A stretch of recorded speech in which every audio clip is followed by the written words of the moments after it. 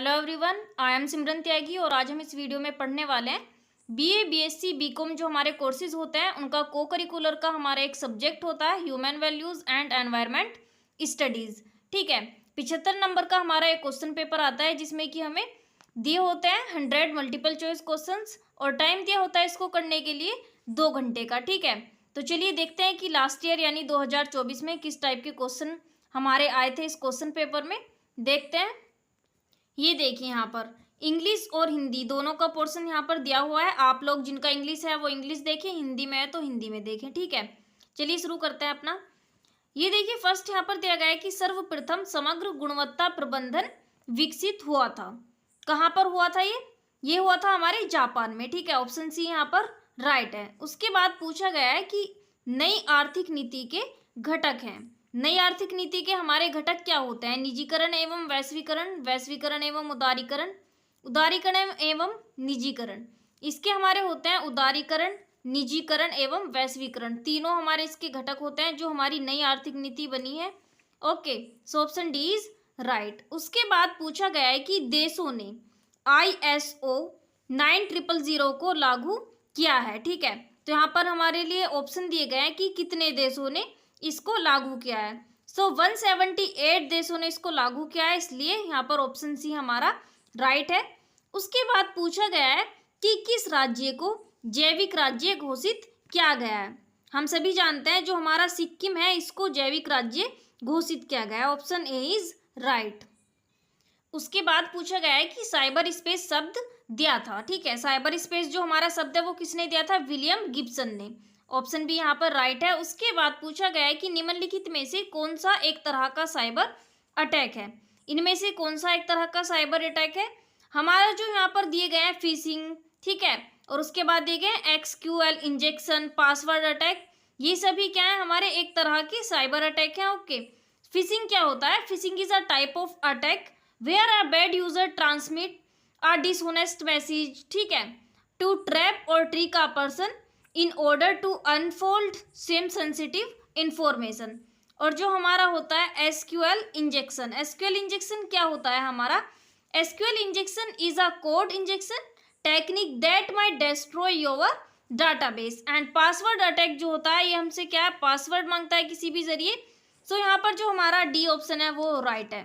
Then पूछा गया है कि 1991 के आर्थिक सुधारों के दौरान वित्त मंत्री कौन थे? तो हमारे मनमोहन सिंह जो थे वो 1991 के आर्थिक सुधारों के दौरान वित्त मंत्री थे। Option A is right. उसके बाद पूछा गया है प्लांट इकोनॉमी फॉर इंडिया पुस्तक किसने लिखी है? ठीक है, प्लांट इकोनॉमी फॉर इंडिया ये पुस्तक लिखी थी M Visvesvaraya. Okay, so option A is right. उसके बाद पूछा गया है विपणन है। विपणन क्या है? विज्ञान या फिर कला? तो विज्ञान और कला दोनों है विपणन, so option C is right. उसके बाद पूछा गया है कि एक व्यवसाय में सबसे महत्वपूर्ण कारक है। एक व्यवसाय में सबसे महत्वपूर्ण कारक क्या होता है? हमारा मैनेजमेंट। ठीक है, सिस्टम ठीक होगा तो सब चीज ठीक होंगी, वहां पर मैनेजमेंट यहाँ पर राइट है। उसके बाद पूछा गया है कि भारत में पाया जाने वाला सबसे बड़ा हिरन है। भारत में जो हिरन पाए जाते हैं उनमें सबसे बड़ा हिरन होता है हमारा सांभर। यहाँ पर ऑप्शन जो हमारा बी है वो राइट है। उसके बाद पूछा गया है कि पक्षी भारत में खतरे में है। ठीक है, तो यहाँ पर जितने पक्षी दिए गए हैं उनमें से हमें चूज करना है कि कौन सा पक्षी भारत में खतरे में है। जो हमारा ग्रेट इंडियन बस्टर्ड होता है ये यहाँ पर खतरे में है, इसलिए ऑप्शन ए इज राइट। उसके बाद पूछा गया था कि पारितंत्र के 3 आवश्यक तत्व हैं। पारितंत्र के 3 आवश्यक तत्व हैं हमारे जीवधारी, पर्यावरण और ऊर्जा प्रवाह। ठीक है, organism, environment and energy flow. Option C is right. उसके बाद पूछा गया है कि पारितंत्र की तृतीय पोषकता श्रेणी है। पारितंत्र की जो तृतीय पोषकता श्रेणी होती है वो क्या होती है? हमारी उपभोक्ता। ओके, उसके बाद पूछा गया है कि वायुमंडलीय गैसें हैं। वायुमंडलीय गैसें कौन सी है? हमारी नाइट्रोजन, ऑक्सीजन, कार्बन डाइऑक्साइड, ये सभी हमारी वायुमंडलीय गैसें हैं और ये हमारे एटमॉस्फेयर में पाई जाती हैं। सो ऑप्शन डी यहाँ पर राइट होगा। उसके बाद पूछा गया है कि विश्व के प्रमुख पारिस्थितिक तंत्र के लिए अन्य शब्द है। ठीक है, अन्य शब्द क्या दिया गया इसके लिए? हमारा बायोम, बायोम भी हम बोल सकते हैं। उसके बाद पूछा गया है कि ऊर्जा प्रवाह के प्रथम पौष्टिकता स्तर पर है। प्रथम पौष्टिकता स्तर पर हमारा कौन सा जीव है? यहाँ पर शैवाल, पौधे, जीवाणु, ये सभी हमारे प्रथम पौष्टिकता स्तर पर ही है। ऑप्शन यहाँ पर जो डी है हमारा वो राइट है, ठीक है। द प्रोड्यूसर्स आर क्या होता है हमारे प्लांट्स, ठीक है, and represent the first trophic level. उसके बाद पूछा गया है यहाँ पर 18 पर कि एक पारिस्थितिक तंत्र के अजैविक घटक हैं। एक पारिस्थितिक तंत्र जो होता है उसमें हमारे यहाँ पर अजैविक घटक कौन से हैं? सो अजैविक घटक होते हैं हमारे सौर प्रकाश, हवा, मृदा, चट्टान, जल, ये सभी हमारे अजैविक घटक हैं। Option C is right. उसके बाद पूछा है 19 पर कि पारितंत्र में भोजन की गुणवत्ता को प्रभावित करने वाले कारक हैं। भोजन की गुणवत्ता को प्रभावित क्या करता है? मानवीय क्रियाएं, चराई व विषाक्तता, अपघटन। पारितंत्र में भोजन की प्रभाव जो हमारी गुणवत्ता होती है उसको प्रभावित करने वाला कारक हमारा जल चक्र होता है। उसके बाद पूछा गया है कि प्रकाश संश्लेषण करते हैं। प्रकाश संश्लेषण क्या करते हैं? पौधे करते हैं, ठीक है। और पौधे हमारे क्या होते हैं? उत्पादक होते हैं, प्रोड्यूसर्स होते हैं। And producers are also called autotrophs, ठीक है, क्योंकि अपना भोजन स्वयं बनाते हैं। ऑप्शन ए यहाँ पर राइट होगा। उसके बाद पूछा गया है ओजोन छिद्र स्थित है, ठीक है। ओजोन छिद्र कहाँ पर स्थित है हमारा? उत्तरी ध्रुव पर, दक्षिणी ध्रुव पर, या फिर ए और बी दोनों, यानी कि उत्तरी ध्रुव पर भी है और दक्षिण ध्रुव पर भी है।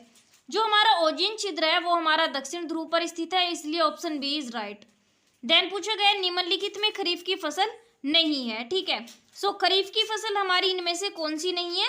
जो चना है वो खरीफ की फसल नहीं है, बाकी जो हमारी जूट, चावल, मक्का ये सभी हैं, ये हमारी खरीफ की फसल है। ओके। उसके बाद जीव जो अपना भोजन स्वयं बनाते हैं उनको हम क्या बोलेंगे? सभी जानते हैं, हम बोलेंगे ऑटोट्रोफ्स। ओके। उसके बाद पूछा गया है कि भारत की सबसे बड़ी नदी है, ये लास्ट ईयर यानी 2023 में भी पूछा गया था। गंगा नदी भारत की सबसे बड़ी नदी है, इसलिए मैं बोल रही हूँ कि आप क्वेश्चन पेपर जो है वो हमारे 2023, 2024, ठीक है, देख के जाना, क्योंकि कुछ क्वेश्चंस जो होते हैं वो रिपीट हो जाते हैं। ओके। 2023 का क्वेश्चन पेपर भी मैं डाल चुकी हूँ, आप लोग जाकर देख सकते हैं चैनल से। ओके।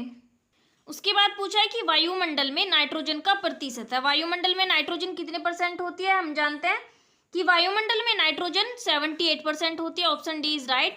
शुष्क क्षेत्र वन अनुसंधान संस्थान कहाँ स्थित है? तो ये हमारा जोधपुर में स्थित है, शुष्क क्षेत्र वन अनुसंधान संस्थान। भारत में बाढ़ का मुख्य कारण है। भारत में बाढ़ का मुख्य कारण क्या होता है? वन विनाश। ओके, ये एक प्रमुख कारण है भारत में बाढ़ का। मिनीमाटा दुर्घटना का कारण है। मिनीमाटा दुर्घटना का क्या कारण है? पारा विषाक्तता। उसके बाद पूछा गया है कि एशिया का प्रथम मानव डीएनए बैंक कहाँ स्थापित किया गया? जो मानव डीएनए बैंक है एशिया का वो स्थापित किया गया था हमारा लखनऊ में। ओके, यहाँ पर ऑप्शन डी जो है वो राइट है। उसके बाद पूछा गया है कि भारत का राष्ट्रीय वृक्ष है। भारत का राष्ट्रीय वृक्ष हमारा है बरगद। ऑप्शन ए यहाँ पर राइट है। मानव मूल्य है। मानव मूल्य क्या होते हैं? सही आचरण, शांति, सत्य, या फिर सभी? सभी होते हैं, ये सभी क्या है? मानव मूल्य ही है हमारे। उसके बाद पूछा गया है कि मूल्यों की कुल संख्या है। मूल्यों की कुल संख्या जो है वो हमारी 6 है, ठीक है। देन पूछा गया है कि गलतियों से आजादी का अर्थ है। गलतियों से आजादी का अर्थ क्या होता है? शुद्धता। ओके। नैतिक व्यक्ति होता है। नैतिक व्यक्ति कौन होता है? मोरल व्यक्ति, दयालु व्यक्ति, ईमानदार व्यक्ति, सदाचारी व्यक्ति। जो हमारा सदाचारी व्यक्ति होता है वो नैतिक होता है। ओके। शिक्षा का मुख्य उद्देश्य का निर्माण करना है। किसका निर्माण करना है? शिक्षा का मुख्य उद्देश्य होता है हमारा नैतिक चरित्र, ठीक है, चरित्र निर्माण करना ही तो होता है। उसके बाद पूछा गया है कि जोखिमों का मूल्यांकन तथा उनका सामना करने का प्रशिक्षण है। यानी कि ऐसा कौन सा प्रशिक्षण है जो जोखिमों का मूल्यांकन तथा उसका सामना करना हमें सिखाता है? तो जो हमारा चुनौती का एक प्रशिक्षण होता है वो हमें ये सब करना सिखाता है। Option C is right. उसके बाद देखिए ये भी हमारा लास्ट ईयर 2023 में पूछा गया था, जानकारी है, ठीक है। इन्फॉर्मेशन इज, सो इन्फॉर्मेशन क्या होती है हमारी? इन्फॉर्मेशन होता है हमारा a processed form of data is called information. So संसाधित डाटा। ऑप्शन ए यहाँ पर राइट है। उसके बाद पूछा गया है कि सोशल मीडिया निजता किस तकनीक से संबंधित है? सोशल मीडिया निजता जो है हमारी वो साइबर सुरक्षा से संबंधित है। उसके बाद पूछा गया है कि कौन सा सोशल मीडिया नेटवर्क नहीं है? यहाँ पर दिए गए फेसबुक, विकिपीडिया, ट्विटर, लिंक्डइन। सो इनमें से हमारा विकिपीडिया जो है वो एक हमारा सोशल मीडिया नेटवर्क नहीं है। उसके अलावा आप सभी जानते हैं फेसबुक हो या फिर ट्विटर हो, लिंक्डइन हो, इंस्टाग्राम हो, ये सभी क्या है? हमारे एक सोशल मीडिया नेटवर्क है। एंटीवायरस प्रोग्राम है। एंटीवायरस प्रोग्राम इनमें से हमारा कौन सा है? कैस्परस्काई और मैकफी है, यहाँ पर क्विक हील है, ये सभी हमारे एंटीवायरस प्रोग्राम है। सो यहाँ पर डी ऑप्शन राइट होगा। उसके बाद पूछा गया है कि स्वामी विवेकानंद के गुरु का नाम है। पढ़ा भी होगा बचपन में कि स्वामी विवेकानंद के गुरु का नाम रामकृष्ण परमहंस था। Option C right. Bill Gates का पूरा नाम है। बिल गेट्स का पूरा नाम क्या था? William Henry Bill Gates third. Okay, यहाँ पर जो हमारा ऑप्शन बी है वो राइट है। उसके बाद पूछा गया है कि अमेजन कंपनी का मालिक है। अमेजन कंपनी का कौन मालिक है? जो हमारा जेफ बेजोस है वो अमेजन कंपनी का मालिक था। ऑप्शन सी यहाँ पर राइट है। उसके बाद पूछा गया है कि रिश्वत अधिनियम यूके लागू हुआ था। कब लागू हुआ था? ये 1 जुलाई सन 2011 को। ऑप्शन ए यहाँ पर राइट है। उसके बाद पूछा गया है कि निगमीय शासन का सिद्धांत किस पर आधारित है? ठीक है, यहाँ पर ऑप्शन दिए गए। सो निगमीय शासन क्या होता है कि किसी भी कंपनी को चलाने की जो प्रणालियां, सिद्धांत है, ठीक है, और प्रक्रियाओं के मिले जुले रूप होते हैं, हम उनको बोलते हैं निगमीय शासन। तो ये किस सिद्धांत पर आधारित है हमारा? यहाँ पर जो दिए गए हैं इनमें से किसी भी सिद्धांत पर ये हमारे आधारित नहीं है। ऑप्शन जो डी है वो राइट हो जाएगा यहाँ पर। उसके बाद पूछा गया है शब्द इकोलॉजी प्रतिपादित किया। जो शब्द इकोलॉजी है वो किसने प्रतिपादित किया था? ठीक है, किसने दिया था? हमारा जो हेकल थे, अर्नेस्ट हेकल, इन्होंने दिया था 1935 में, आई होप। उसके बाद पूछा है वृक्ष रहित बायोम है। ठीक है, जो वृक्ष रहित बायोम है हमारा घास के मैदान का, टुंड्रा क्षेत्र का, रेतीले क्षेत्र का, ये सभी हमारे वृक्ष रहित बायोम है। ठीक है, ट्रीलेस बायोम। सो यहाँ पर ऑप्शन डी राइट है। एक प्राकृतिक पारिस्थितिक तंत्र किस पर निर्भर करता है? मनुष्यों पर, पौधों पर, जंतुओं पर, या फिर स्वयं संचालित होता है? सो जो हमारा प्राकृतिक पारिस्थितिक तंत्र होता है वो किसी पर भी निर्भर नहीं करता, वो स्वयं संचालित होता है। Option D is right. एक खाद्य श्रृंखला प्रारंभ होती है। ठीक है, जो हमारी फूड चेन है वो कहाँ से प्रारंभ होती है? प्रकाश संश्लेषण से। ओके, भोजन बनेगा, ऊर्जा मिलेगी, तभी वहां पर कुछ कार्य होगा। उसके बाद पूछा गया कि खाद्य श्रृंखला में 10% ऊर्जा संचारण का नियम किसने दिया? जो 10% ऊर्जा संचारण का नियम है हमारा वो दिया था लिंडेमैन। ओके, उसके बाद पूछा है कि व्यावसायिक नैतिकता सहायता करती है। व्यावसायिक नैतिकता किसमें सहायता करती है? ठीक है, जो बिजनेस एथिक्स होते हैं वो हमारे व्यापार कदाचार रोकने में। Okay, option B is right. उसके बाद पूछा गया है यहाँ पर कि हमेशा इंटरनेट की मदद से क्या जाता है? हमेशा इंटरनेट की मदद से हम क्या करते हैं? जो हमारा ई कॉमर्स होता है, ठीक है, उसको हम किसके जरिए करते हैं? इंटरनेट की मदद से, क्योंकि यहाँ पर ई कॉमर्स का मतलब ही यहाँ पर क्या है? हमारा जो इंटरनेट के जरिए हो रहा है। उसके बाद यहाँ पर पूछा गया है कि ऑनलाइन खरीदारी की लोकप्रिय वेबसाइट है अमेजोन, फ्लिपकार्ट, मिंत्रा, या फिर इनमें से सभी? तो हम सभी जानते हैं ये क्या है? ऑनलाइन खरीदारी की एक लोकप्रिय वेबसाइट है। इनमें से सभी ऑप्शन यहाँ पर राइट है। देन पूछा गया है कि CSR का पूर्ण रूप है। CSR का पूर्ण रूप होता है हमारा corporate social responsibility. Option B is right. CSR की फुल फॉर्म क्या हो गई हमारी? Corporate social responsibility. उसके बाद पूछा गया eBay उदाहरण है। किसका उदाहरण है? हमारा कंज्यूमर टू कंज्यूमर का। ठीक है, ऑप्शन ए राइट है। देन पूछा गया रतन टाटा का जन्म हुआ था। रतन टाटा जो थे उनका जन्म कब हुआ था? 28 दिसंबर, ठीक है, 37 को। उसके बाद पूछा गया यहाँ पर अजीम प्रेमजी के चेयरमैन और CEO हैं। अजीम प्रेमजी जो थे उनके चेयरमैन और CEO जो थे वो थे हमारे इन्फोसिस। ओके, ऑप्शन ए यहाँ पर राइट है। उसके बाद पूछा गया है साबरमती आश्रम स्थित है। साबरमती आश्रम जो है हमारा वो अहमदाबाद में स्थित है। Option B is right. उसके बाद पूछा है यहाँ पर कि निम्नलिखित में से कौन सा व्यक्ति चंपारण सत्याग्रह से संबंध नहीं है? जो ब्रज किशोर प्रसाद थे, ये भी हमारे चंपारण सत्याग्रह में थे। ठीक है, राजेंद्र प्रसाद भी शामिल थे, अनुग्रह नारायण सिन्हा भी शामिल थे, लेकिन जो गोविंद बल्लभ पंत थे ये इसमें शामिल नहीं थे। ठीक है, तो यहाँ पर पूछा गया संबंध नहीं है, तो गोविंद बल्लभ पंत इससे संबंधित नहीं है। Option D is right. उसके बाद पूछा गया है कि भारत का मिसाइल मैन किसे कहा जाता है? भारत का मिसाइल मैन किसको बोलते हैं? डॉक्टर APJ अब्दुल कलाम को। Option B is right. उसके बाद पूछा गया है कि ISI शब्द जो चिन्ह है यानी लोगो वो देखा जा सकता है। किस पर देखते हैं हम ज्यादातर? वो बिजली के समान पर, यानी कि बिजली के समान पर ISI लोगो ही बना होता है। Option C is right. उसके बाद पूछा गया है कि हर्बर्ट साइमन ने निर्णय प्रक्रिया को कितने चरणों में विभाजित किया। सो हर्बर्ट साइमन ने निर्णय प्रक्रिया को हमारे 3 चरणों में विभाजित किया था। ओके, सो निर्णय लेने का अवसर मिलने, ठीक है, यानी कि निर्णय लेने का अवसर मिलना, कार्य के संभावित कार्य मार्गों का पता चलना और कार्य मार्गों में चयन करना, ये 3 जो हमारे निर्णय थे वो इन्होंने बताए थे। देन पूछा गया है कि सरकारी कंपनियों को प्राइवेट कंपनियों में कितने तरीकों से रूपांतरित किया जा सकता है। तो 2 तरीकों से हम इनको, मतलब जो सरकारी कंपनियां उनको प्राइवेट कंपनियों में रूपांतरित कर सकते हैं। Option B is right. उसके बाद पूछा गया है कि लाइसेंसिंग जैसे शराब के मामले में जरूरी है, इसमें क्या जरूरी होता है, कर विनियमन के लिए, यानी कि लाइसेंसिंग किस लिए जरूरी है।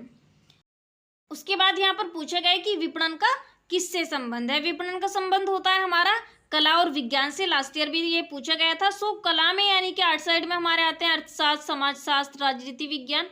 सो इन सभी से हमारा जो विपणन है वो संबंधित है। ऑप्शन डी यहाँ पर राइट है। ओके, उसके बाद पूछा गया है कि वैश्वीकरण का सबसे नकारात्मक प्रभाव किस क्षेत्र में देखा गया है। तो वैश्वीकरण का सबसे नकारात्मक प्रभाव जो है हमारा वो रोजगार के क्षेत्र में देखा गया। ओके, इनमें से कौन सी बहुराष्ट्रीय कंपनी है। इनमें से हमारी जो फोर्ड मोटर्स है, सैमसंग है, कोका कोला है, ये सभी बहुराष्ट्रीय कंपनी है, ठीक है, multi national. Option D is right. उसके बाद पूछा है यहाँ पर कि निम्नलिखित में से कौन नए आर्थिक सुधारों का अंग नहीं है। तो आर्थिक सुधारों का अंग इनमें से हमारा उदारीकरण, वैश्वीकरण, निजीकरण, ये सभी होता है, लेकिन केंद्रीकरण, किसी को सेंट्रलाइज करना, वो हमारे आर्थिक सुधारों का अंग नहीं है। Option D is right.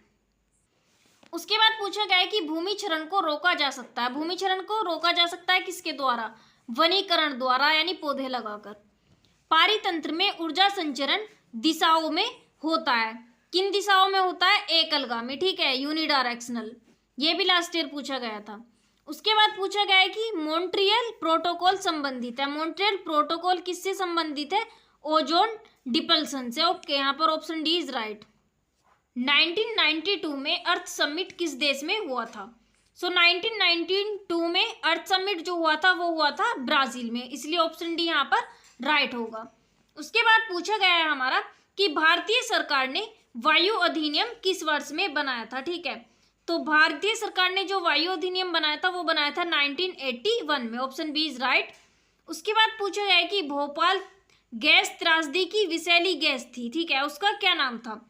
जो हमारी विषैली गैस थी उसका नाम था methyl isocyanate. Okay, option A is right. Then पूछा गया है यहाँ पर कि मानव पर्यावरण पर स्टॉकहोम सम्मेलन कहाँ हुआ था। जो स्टॉकहोम सम्मेलन है मानव पर्यावरण का वो हुआ था स्वीडन में, इसलिए ऑप्शन ए यहाँ पर राइट है। उसके बाद पूछा गया है कि यूरो सेकंड मानक का संबंध है। यूरो सेकंड मानक जो है उसका संबंध हमारा ईंधन में कार्बन की मात्रा कम करने से है। ओके, उसके बाद पूछा गया यहाँ पर कि पर्यावरण के लिए निम्नलिखित में से कौन सा पेड़ हानिकारक माना जाता है।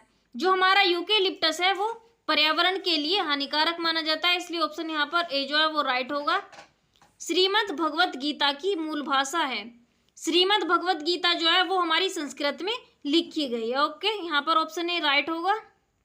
भागवत गीता में कुल अध्याय हैं। भगवत गीता में कितने अध्याय हैं, 18 अध्याय हैं। Option B is right. Cyber attack का शिकार व्यक्ति खो देता है, ठीक है, जिस पर साइबर अटैक का शिकार होता है तो व्यक्ति क्या खो देता है, डाटा, पैसे, ए और बी दोनों। सो यहाँ पर जो सी है वो राइट होगा, दोनों चीजें खो देता है। उसके बाद खाद्य श्रृंखला में इंटरलॉकिंग जो होती है वो बनाता है। जो इंटरलॉकिंग होती है हमारी वो बनाते हैं खाद्य जाल, इसलिए हम इसको बोलते हैं फूड वेब। ई कॉमर्स के माध्यम से कम खरीदे जाने वाले उत्पाद हैं। तो इसके द्वारा जो हमारे उत्पाद हैं कम खरीदे जाते हैं, इनमें से कौन सा है, कपड़े, जूते, वाहन, दवाइयाँ। तो इनमें से सबसे कम जो खरीदे जाते हैं कॉमर्स के जरिए वो होते हैं वाहन, इसलिए ऑप्शन सी इज राइट। जैव विविधता का पूर्व स्थिति संरक्षण किसके द्वारा किया जाता है। यहाँ पर डैश दिया गया है कि किसके द्वारा किया जाता है। तो जो जैव विविधता होता है उसकी पूर्व स्थिति संरक्षण germ plasm bank, gene bank और डीएनए बैंक, इनके तीनों के द्वारा किया जाता है, इसलिए ऑप्शन डी यानी कि उपरोक्त सभी यहाँ पर राइट है। उसके बाद पूछा गया है कि मानस वन्य जीव अभ्यारण्य कहाँ स्थित है, वाइल्ड लाइफ जो हमारी सेंचुरी है वो कहाँ स्थित है। तो ये हमारी जो सेंचुरी है इनमें से जो यहाँ पर ऑप्शन है वो कहीं भी स्थित नहीं है, वो असम में स्थित है, इसलिए कोई सा भी ऑप्शन यहाँ पर राइट नहीं है, लिख लेना असम में।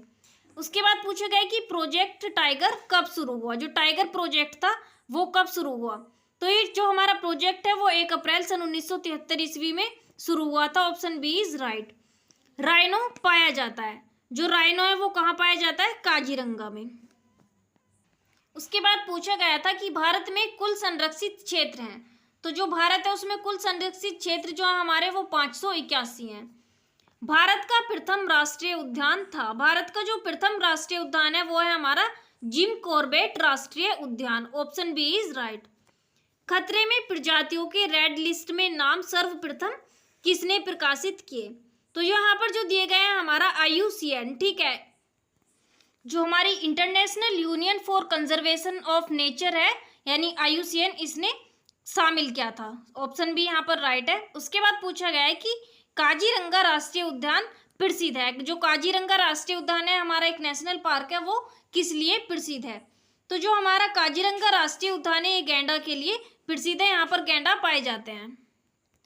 विश्व वन्य जीव कोष का प्रतीक है, इन पर जो दिए गए यहाँ पर ऑप्शन, इनमें से जो हमारा टाइगर है वो विश्व वन्य जीव कोष का प्रतीक है, ऑप्शन जो डी है यहाँ पर राइट है। ओजोन दिवस कब होता है, ओजोन दिवस जो है वो कब मनाया जाता है, 21 अप्रैल को। उसके बाद पूछा गया है कि भारत में EIA बनाया गया था, EIA की फुल फॉर्म क्या होती है हमारी, एनवायरमेंटल इम्पैक्ट असेसमेंट, ओके, तो इसकी फुल फॉर्म क्या होती है हमारी, एनवायरमेंटल इम्पैक्ट असेसमेंट। भारत में EIA बनाया गया था, भारत में जो EIA है वो बनाया गया था हमारा इनमें से सभी खनन प्रोजेक्ट के लिए, हवाई अड्डों के लिए और नए कस्बों के लिए, इनके लिए तीनों के लिए बनाया गया था। उसके बाद पूछा गया है कि केंद्रीय प्रदूषण बोर्ड का मुख्यालय कहाँ है, जो हमारी नई दिल्ली है उसमें केंद्रीय प्रदूषण बोर्ड का मुख्यालय स्थित है, यानी न्यू दिल्ली में, ओके। उसके बाद पूछा गया है कि NGT का पूरा नाम है, NGT की फुल फॉर्म क्या होती है, national green tribunal, option D जो है यहाँ पर वो राइट है। उसके बाद पूछा गया है कि चिपको आंदोलन से संबंधित है, चिपको आंदोलन से कौन संबंधित है यहाँ पर, सुंदरलाल बहुगुणा, ये 2023 में लास्ट ईयर के क्वेश्चन पेपर में पूछा गया था, जो मैं चैनल पर डाल चुकी हूँ, आप लोग देख सकते हैं वहां पर जाकर, ओके। निम्नलिखित में से कौन सा ग्रीन हाउस गैस का उदाहरण है, ग्रीन हाउस गैस की जो होती है जिनको हम बोलते हैं उनका उदाहरण यहाँ पर कौन सा है, ठीक है, तो जो हमारी मीथेन, ऑक्सीजन, कार्बन डाइऑक्साइड है, यहाँ पर इनमें से जो हमारी मीथेन है और कार्बन डाइऑक्साइड है ये दोनों ग्रीन हाउस गैस का एक उदाहरण है, इसलिए ऑप्शन डी जो यहाँ पर है वो राइट है। उसके बाद पूछा गया है कि अम्लीय वर्षा का कारण निम्नलिखित में से कौन सा है, अम्लीय वर्षा का कारण कौन सा हो सकता है, ठीक है, जल प्रदूषण जो है वो अम्लीय वर्षा का कारण है, इसलिए क्या होती है, जो वर्षा होती है उसमें अम्ल की मात्रा पाई जाती है। उसके बाद पूछा गया है कि हवा की गुणवत्ता के संकेतक हैं, लाइकेंस जो होते हैं वो हवा की गुणवत्ता के संकेतक होते हैं, ऑप्शन ए यहाँ पर राइट है, क्योंकि लाइकेंस जो होते हैं वो बहुत ज़्यादा सेंसिटिव होते हैं और अगर हवा की गुणवत्ता में कोई भी खराबी होती है तो सबसे पहले इन पर ही प्रभाव पड़ता है, जिससे पता चल जाता है कि हवा की जो गुणवत्ता है वो क्या है, सही नहीं है। उसके बाद पूछा गया यहाँ पर कि पर्यावरणीय प्रभाव का मूल्यांकन किया जाता है, जो पर्यावरणीय प्रभाव होता है हमारा एनवायरमेंट इम्पैक्ट असेसमेंट, उसका मूल्यांकन किसके द्वारा किया जाता है, प्रोजेक्ट शुरू करने से पहले, ऑप्शन ए यहाँ पर राइट है। सो ये था हमारा human values and environment studies 2024 जो लास्ट ईयर का हमारा क्वेश्चन पेपर था वो। So thank you.